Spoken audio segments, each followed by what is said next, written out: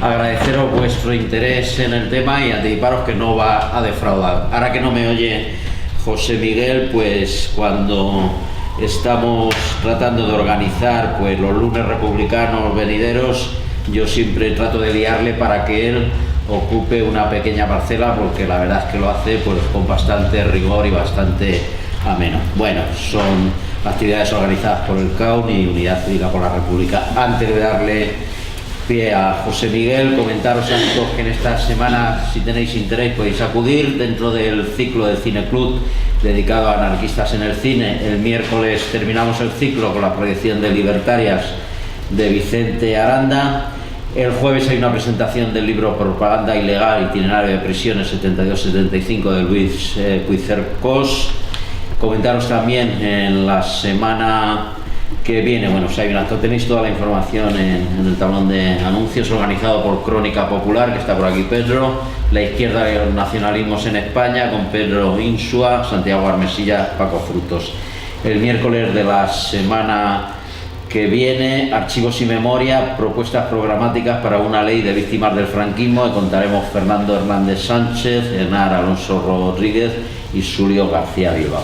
Y luego, dentro del ciclo dedicado a la divulgación científica, el viernes 15, Un lugar sobre las nubes, que es un documental de Guillermo Carnero. Tenéis toda la información ahí en el tablón, o sea que no me extiendo. Bueno, sí conectar el acto que haremos el miércoles de la semana que viene, yo creo, con el interés que pueda tener la charla de hoy. Sabéis que nuestra, afortunadamente ya es ministra, señora de Cospedal, pues restringió recientemente el acceso a los archivos militares, más allá de que los habrán depurado por los siglos de los siglos, lo poco o mucho que quede saludable, pues planteó mayores dificultades a la hora de acceder. No es interesante, el miércoles que viene comentado va a estar pues Fernando Hernández Sánchez, entre otras personas que intervienen, que sabéis que es un historiador que ha conseguido bucear junto con Ángel Viñas, que alguna vez también ha estado en el CAUN, pues documentos de gran interés y valor, porque a veces pensamos que lo sabemos casi todo, nunca todo, pero aparecen otros documentos, otros aspectos. Por ejemplo, el más reciente de Ángel Viñas, pues la concesión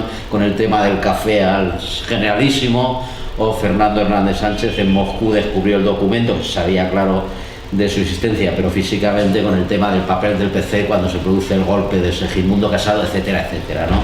Quiero decir que seguramente hay muchos aspectos que será posible indagar y profundizar, pues si el acceso a los archivos fuera el que ahora mismo no es. Bueno, dicho esto y sin más, seguramente hay algunos aspectos, como el título indica, sobre el control social por parte del ejército de Franco, que José Miguel Sierra nos va a desvelar, y luego pues iniciamos un coloquio. Cuando quieras, José Miguel. Pues bien, vamos a ver. Esta conferencia pues viene derivada precisamente de algunos documentos que me encontré en el Archivo Histórico Provincial de Valladolid, que estaban traspapelados entre otros documentos, ¿no? Ya diré los que son. Pero vamos a comenzar cronológicamente. En primer lugar, bueno, pues cuando los aliados llegan a Alemania en 1945, se encuentran con la sorpresa de cientos de máquinas Hollerith, ¿no? A la vez que inmensos palés cargados de tarjetas de la empresa IBM, ¿no? No existían los ordenadores entonces, pero sí que existían las máquinas Hollerith y las tarjetas ya de IBM. Las tarjetas IBM es muy curioso porque empiezan antes de los ordenadores, es con lo que siguen funcionando los ordenadores. Alguno de los aquí presentes es posible que haya tenido alguna de esas tarjetas IBM, yo las he tenido en mis años de estudiante, y luego, bueno, pues los ordenadores siguen por su camino. Haciendo un poquito de historia, pues el señor Hollerith, Hermann Hollerith, era un alemán emigrado a Estados Unidos. Se murió en 1926, aunque era muy prusiano, ni fue nazi ni fue ninguna cosa parecida, a pesar de lo que luego vayamos hablando, y patentó una máquina en la cual, con unos taladraditos y unos códigos binarios, pues se podía estar definiendo información sobre una determinada persona o sobre un algo. Si resulta que se cogían todas las fichas que tenían esos determinados códigos, pues se podía saber la población en términos estadísticos que se referían a ese carácter, ¿no? A ese carácter. ¿Qué pasa? Pues que la maquinita pues tuvo su éxito. En primer lugar, pues en 1890 en el censo de Estados Unidos. Hasta entonces en Estados Unidos para el censo preguntaban 20 y tantas cosas, y daba la puñetera casualidad que tardaban casi 4 años o 5 en terminar de procesar las 20 y tantas cosas, y siempre era incompleto. Con la maquinita en sí preguntaron 290 cosas distintas y terminaron antes de un año, ¿no?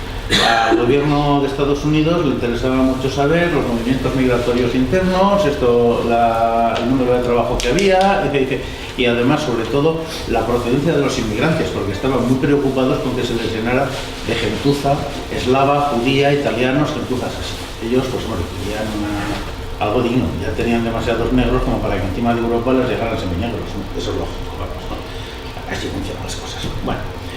La maquinita fue un éxito, y el segundo país del mundo que a Hollerith le dijo que quería sus maquinitas para hacer un censo fue la Rusia zarista. Peculiar, pero en 1896 el primer gran censo de la Rusia zarista se hizo precisamente con estas máquinas. Entonces este preámbulo viene, ¿no?, a que en 1910 este señor, que es muy prusiano, pues intenta, para meterse en Europa, crea una filial alemana, la Deutsche Bank, ¿no? Y esa filial dará problemas para lo que será la futura IBM. Todavía entonces la IBM no existe, ¿no? Y la Deutsche Bank pues trabaja un tanto por su cuenta, aunque no tiene la capacidad ni para fabricar las máquinas tan perfectas como los americanos, ni tampoco las tarjetas. Las máquinas, IBM nunca vendía las máquinas, las alquilaba y vendía las tarjetas. Pero las máquinas estaban hechas de una manera muy curiosa. Trabajaban con mucha velocidad, pero si entraba el más mínimo polvo, se atascaba, ¿no? Claro, el truco estaba en las tarjetas. Lograr que las tarjetas fueran de una cartulina resistente para poderse grabar y que no soltara el papel ni la más mínima mota de polvo fue el gran éxito. Vendían las tarjetas. Una vez una tarjeta está perforada ya no vale para reciclarla. Y vendían las tarjetas y alquilaban las máquinas, ¿no? Entonces esto era todo un pack del cual pues querían tener un monopolio mundial. Deutsche Bank, la filial alemana, es precisamente la que se sale de madre, porque en Alemania es la que está funcionando.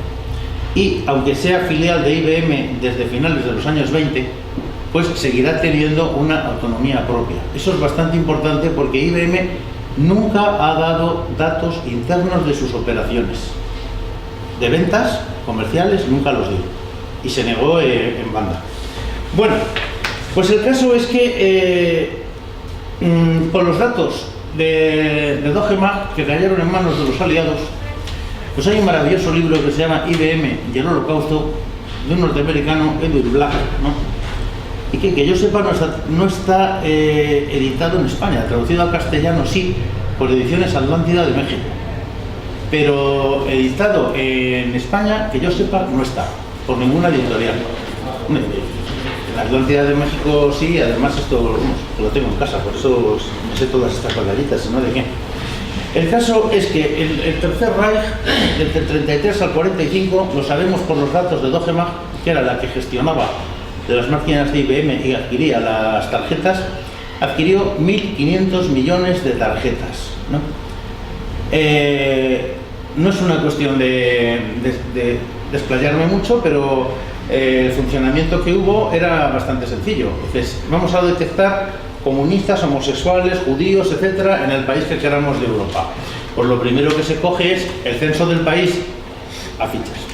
A continuación, los datos policiales a fichas. Cada una de las bases de datos que cada país tiene. Las declaraciones de la renta incluso a fichas. Los propietarios a fichas.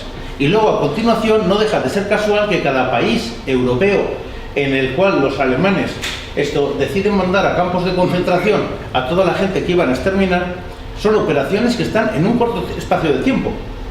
Es decir, el primer país es Eslovaquia, limpian Eslovaquia, van a por el siguiente y así sucesivamente, ¿no? El primer país fue Eslovaquia porque el presidente fascista de Eslovaquia, que era el obispo de Bratislava, Monseñor Tisza, así lo solicitó, que le urgía quitarse a los judíos de en medio, que bueno, eso era una gentuza, ¿no? Hay gente que muchas veces son más nazis que los nazis, pero bueno, son cuestiones que hay. Para los mal pensados, Monseñor Tisza no ha sido beatificado por Juan Pablo II, que puede haber alguno que esté pensando cosas muy raras, ¿eh? No. Bueno, de momento no. No lo han solicitado. Vamos, bueno. El caso es que en el primer trimestre de 1939 Doge Mag, la filial alemana, IBM a través de Doge Mag vendió 700.000 fichas al gobierno de Franco, de enero a marzo. Bien. Hombre, no hace falta ser muy lince porque las fichas pues no eran precisamente para que se estuvieran abanicando los morros de regulares, tenían que ser utilizados para esto. Al mismo tiempo, pues sería una extrañeza el que no estuvieran haciendo algún ensayo en España de cómo clasificar al personal los alemanes, cuando resulta que incluso han llegado a aparecer las máquinas de las claves, que aquello era alto secreto alemán, las famosas máquinas Enigma de criptocifrado del ejército alemán, han aparecido en el ministerio, en el desván del cuartel general del ejército, antiguo ministerio del ejército. O sea que todas las papeletas están en que llegaron las fichas y los alemanes, o curiosamente españolitos, pues lo funcionaban.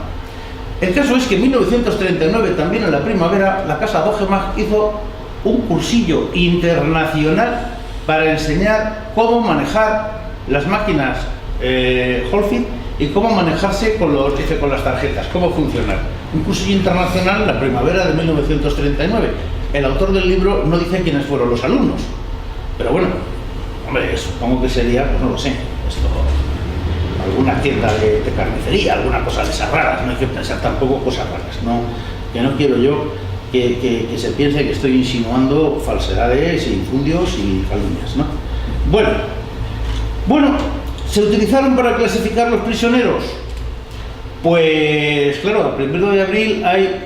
¿Cuántos serán? Pues no lo sé, no sé si serían 650.000, 800.000 los españolitos que estaban en campos de concentración cuando cayó el ejército republicano al final de la guerra. No será. Y además a eso se habría que añadir también que a los campos de concentración pues también enviaban muchos que no estaban en el ejército, pero bueno. Y en la información de las normas de procedimiento en los campos de concentración firmadas el 15 de enero de 1940 por el Estado Mayor del Ejército de Tierra, ¿no?, se indica lo que se debe de hacer con los prisioneros catalogados en 4 categorías. Ojo, los prisioneros ya están catalogados y las categorías son: afecto al régimen, que pueden marcharse a casa; indiferente, que también; desafecto, eso es a considerar. Si se pueden marchar a casa será pasado un tiempo, además tendrán una D en el papelito de los papeles, ¿no? Y luego, diciendo muy serios, que los que han clasificado como encartados no tiene que preocuparse el director del campo porque ya los han sacado. Lógicamente los encartados están para el Consejo de Guerra. Bien, claro, 15 de enero del 40, vale, y los han clasificado 600.000 personas en 6 meses. Las 700.000 tarjetas me parece a mí que hicieron una buena labor. Bueno, a partir de 1939 no hay noticia de que se hayan adquirido tarjetas IBM por el ejército español, pero hay una salvedad, ¿no? Doge Mag solo trabajaba en Alemania. A partir del reconocimiento por Estados Unidos de Franco, ¿no?, IBM puede estar vendiendo tarjetas perfectamente y legalmente al gobierno de Franco.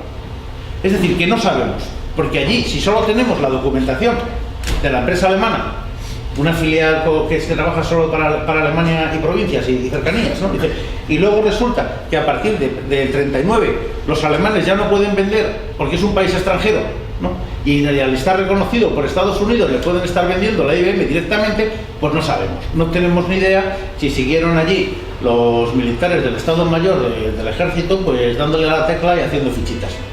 Se queda allí la duda, ¿no? El caso es que nos encontramos también al hilo, que no se me pase demasiado, con una cuestión. Las tarjetas de IBM pues llegaron hasta primeros del 45. La venta de IBM al Tercer Reich tuvo que ir mediante navíos de bandera neutral. En guerra no va a llegar allí un barco alemán a Nueva York a comprar las tarjetitas, ¿no? Luego entonces barcos neutrales, ¿no? Hombre, podemos pensar en la famosa Marina Mercante Suiza. El caso es que la Marina Mercante Suiza me parece recordar que son unas lanchas que van por el Rin y que son fluviales y que no pueden ir mucho más allá. Pues los suizos no. Los suecos, claro, es que los suecos estaban bloqueados por la Marina Británica, pues tampoco. Leches. que me parece que a lo mejor ha habido algún empresario español desaprensivo que ha estado haciendo el contrabando entre Nueva York y España y llevando allí las tarjetitas y que a través ya de España llegaron para los alemanes. Pues a lo mejor sí, no digo eso, ¿no? Y desde luego lo que no voy a decir es que el naviero más importante que estuvo negociando entre Nueva York y España pues fue el financiero Juan Mas, porque puede haber otros. Tampoco hay que decir también que también en el 45, dejando aparte estas tarjetitas, los americanos descubrieron que los famosos pozos de petróleo de Rumanía, de donde sacaban el petróleo y demás, era una trola. Es decir, el petróleo con el que funcionaba el ejército alemán se lo vendían la Texaco y la Standard Oil. Al presidente de la Texaco le costó la dimisión y marcharse, y estuvieron a punto de meterle por criminal de guerra. Y en la Standard Oil también hubo su pequeño movimiento, aunque claro, había una pequeña ventaja en la Standard Oil, que ni el presidente de los Estados Unidos era capaz de meterse con la familia Rockefeller, entonces era otra historia. Pero que iban allí, que los petroleros que iban comprando petróleo en Estados Unidos para países neutrales acababan en la Wehrmacht, ¿no? Y esa es otra historia. Pero bueno, el presidente de la Texaco, ese tenía una anécdota muy curiosa. La verdad es que el tío apuntaba maneras. En el año 30 tuvo una idea ingeniosa y les dijo al Consejo de Administración, dice, creo que he encontrado la bandera, porque estamos buscando un logo para Texaco y he encontrado la bandera adecuada. Dice, ¿cuál? Y sacó así muy serio una bandera pirata con su calavera y sus dos huesos diciendo, esta es la bandera de la Texaco que creo que lo que dice, no lo digo en serio, dice, que sí, que lo digo en serio, ¿no? Y estaba diciendo que era el presidente que tenía que hacerse, luego le quitaron la idea. Pero vamos, es un espíritu, bueno, yo en el fondo digamos que era un precursor del neoliberalismo, tampoco hay que estar tan... Emprendedor, un emprendedor, que se diría. Bueno, hay otra faceta que del control social del franquismo, no hay que olvidar que para aquel entonces la policía y la Guardia Civil eran oficiales del ejército de tierra a los mandos, muy sutil, que es que en 1944 se pone el DNI. Claro, al poner el DNI es un control social de la leche, porque tú estás así más o menos, y dices, pues parece que se han olvidado de mí. Bueno, pues hombre, pues se han olvidado de mí. Hubo mucha gente que le pasó eso, dice, bueno, pues cambio de domicilio, parece que se me olvidan de mí un poquito, con un poco de suerte, no me he significado mucho, dice, al fin y al cabo, dice, pues si yo resulta que era gallego, dice, y me he ido aquí a Córdoba, pues ¿quién me conoce aquí en Córdoba? Dice, pero llega el DNI. Dice, a ver, usted, partida de nacimiento, nombres, apellidos, etcétera, quién es su padre, quién es su madre, dice, pues muy bien. Claro, allí ya sabían que en Córdoba había llegado ese paisano y se podía dar el aviso perfectamente a Lugo para saber si en Lugo sabían algo de ese paisano. Es decir, que el control social es brutal. Esto, por supuesto, los topos, huidos y exiliados pasan a ser apátridas porque no tienen DNI, ¿no?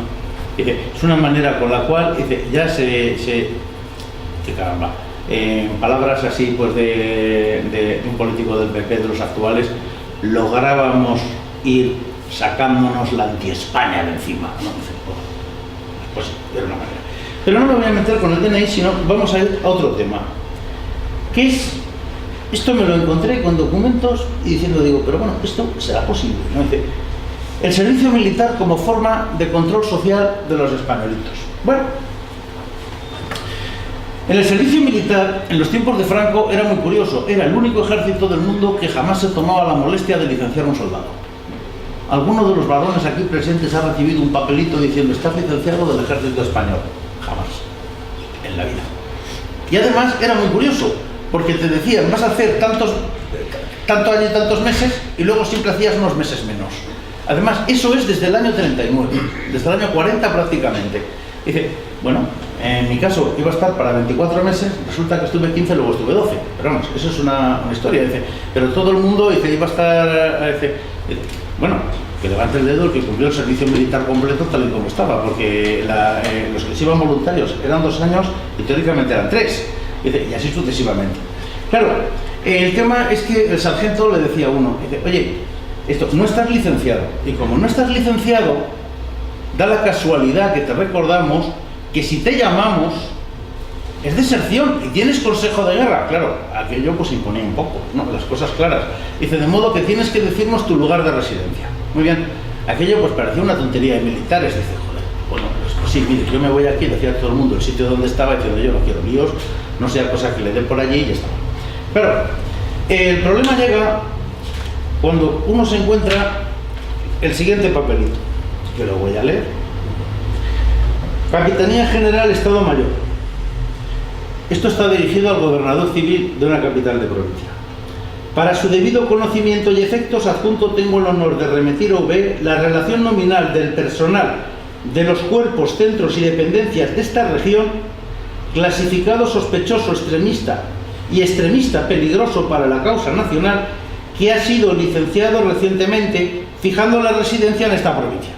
Es decir, ¿Qué fecha tiene que merece la pena estar? Este es del 42, no, si luego voy a seguir, porque en los 50 la cosa se pone... He visto que más. pone secreto. ¿No secreto? ¿Era secreto? Secreto. Totalmente, ¿no? Dice, bien. ¿Cuál era la jugada? Pues vamos a ponernos un caso hipotético. Bien. Resulta que Pedro Pérez, pues resulta que el hombre, esto es hijo de rojo, está marginado, la está pasando muy putas en su pueblo, no le dan trabajo, en fin, las está pasando mal. Entonces, cosa muy habitual en muchísimos españoles, decidió, me voy a donde no me conozcan y donde pueda tener un trabajo en condiciones, ¿no? Dice, yo he conocido personalmente mucha gente que se marcharon de Castilla y León simplemente por no aguantar el ser familias de rojos en su pueblo pequeñito y que les tenían fritos. Y se habían marchado a Bilbao, a Madrid y a Cataluña, claro, estos eran los sitios. Bueno, claro, este muchacho pues está en la mili, y ¿cuál es el momento en el que decidía la gente, en los años 40, 50 y 60, hacer su vida y marcharse a un sitio que ya iban a ser el definitivo de su vida? Después de hacer la mili. Claro, si el chaval decía, bueno, yo pues sí, me voy a marchar a vivir a Valladolid, dice, pues muy bien, pues llegaban allí la información. Si él se creía que se escapaba y pasaba a ser un hombre nuevo y que no iba a estar marcado ni vigilado ni fichado, se equivocaba. Le estaba esperando la ficha allí donde iba. Se marchaba a Barcelona, le estaba esperando la ficha allí donde iba, ¿no? Dice, esto es bastante interesante con el tema. Con los 50, pues sucedió, la de los 50 la estoy buscando, no la he encontrado, y además, vamos, me acuerdo de ella perfectamente. El problema que hay es que, bueno, cuando volví la semana siguiente, porque había más expedientes para fotocopiar, en el archivo me dijeron que eso no existía.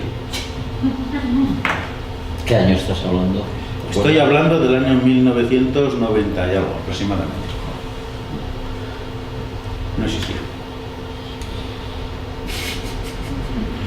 Esto es algo que a quien he estado trabajando, buscando en archivos para estos temas, sabe que es muy corriente, que no es inusual, que lo primero que tienes que hacer es pedir una fotocopia, que la fotocopia te la estén sellando, como sacada de allí, y a continuación te vas, porque si al día siguiente si vuelves igual no te lo encuentras. Es corriente, ¿eh? No es nada raro. Y Pedro López te está sintiendo porque él que ha trabajado en estas cositas lo sabe muy bien. Bueno, pues el caso es que en los 50 la clasificación había cambiado misteriosamente. Entonces en los 50 pues ponían lo siguiente.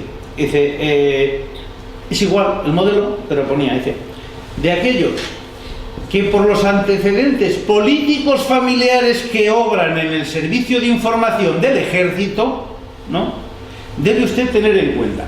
Y la clasificación era, claro, en los 50, ¿qué antecedentes puede tener nadie? Y dice, pues hombre, y un chaval de 20 años, son los antecedentes políticos familiares, del hermano mayor, del padre, del abuelo, etc. La clasificación ha cambiado y pasa a ser sospechoso, extremista peligroso, como antes, pero hay una nueva categoría que además estaba destacado en mayúsculas, comunista. Ya lo de comunista que era la pena.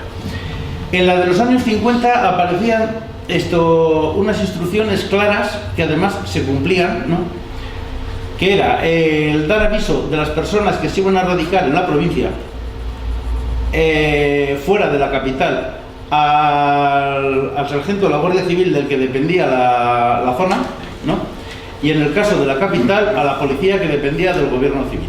Bueno, dejando aparte que yo me pregunté con esto, antecedentes políticos familiares, ¿cuáles eran mis antecedentes cuando fui al ejército?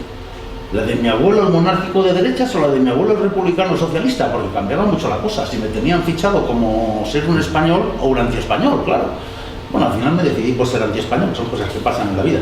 Pero bueno, el caso es que, resumiendo, El ejército, porque todo esto ha sido siempre el ejército de lo que hemos estado hablando, desde antes de terminar la guerra decidió estar clasificando, y con los métodos más modernos de la época, las gloriosas máquinas Hollerith y las fichas de IBM, ¿no?, a los españolitos en categorías, ¿no?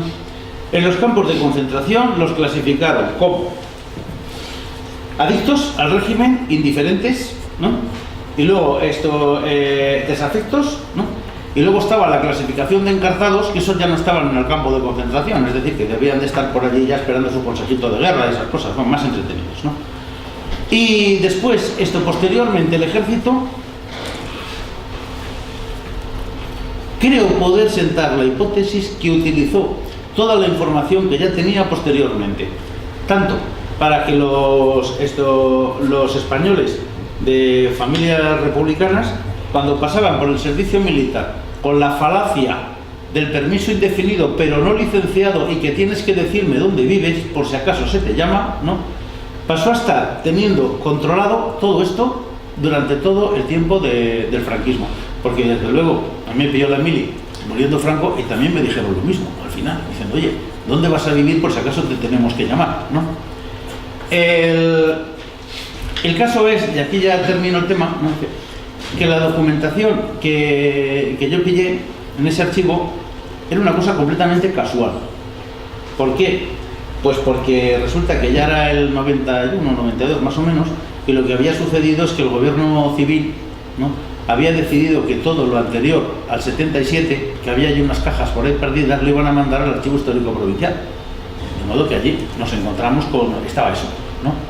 Ahora bien, que solo aparezcan 4 papeles de eso, lo que indica es que esto se cumplió las instrucciones que creo recordar dio Rodolfo Martín Villa en el 77, de que los gobiernos civiles destruyeran absolutamente toda la documentación que pudieran tener sobre la dictadura de Franco, ¿no? Y luego el ejército, pues no lo sé si mantendrá todo eso en algún sitio muy escondido o lo habrá destruido también. Sospecho que lo habrá destruido también, que no van a ser tan cafres como para guardarlo, ¿no? Y nada más. Aquí están las 2 cositas que yo quería comentaros, porque bueno, me parece que son 2 aspectos que son poco... Yo desde luego no los he leído en ningún libro, entonces sospecho que son poco conocidos, ¿no? Y muchas gracias.